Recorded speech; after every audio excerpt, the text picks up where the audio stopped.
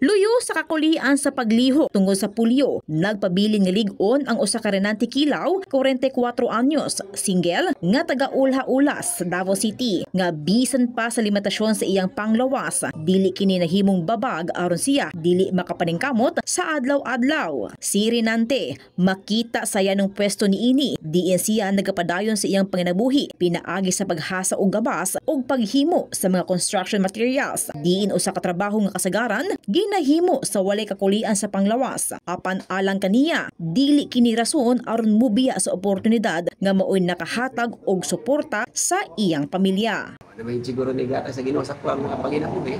Nakapabuhi po sa kuha sa akong pamilya. Nakatabang ko sa kuha mga suon, ginikanan. Yan, mapupoy na kita sa pagpatrabaho, nakapoy, nakamotor po ko na. Ako'y isang payag lang akong balay. Okay naman, ang importante nga, na nakita sa akong pagpagkakit.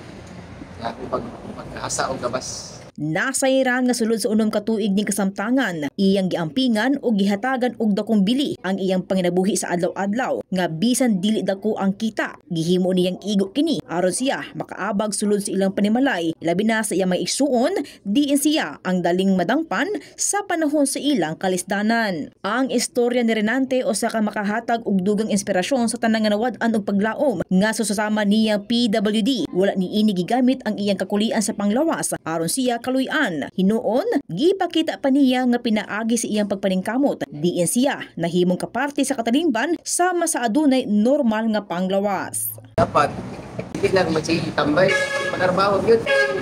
Ako gani nga PWD, natarbaho, magani mo, kamo pa noon nga mga tarong mo, mga lawas.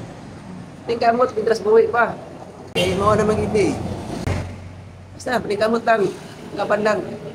In the heart of changing lives, ako si Brigada Justin Rose Pabi, kauban ang One Tahanan, alang sa 93.1 Brigada News FM Davao, The Music and News Authority.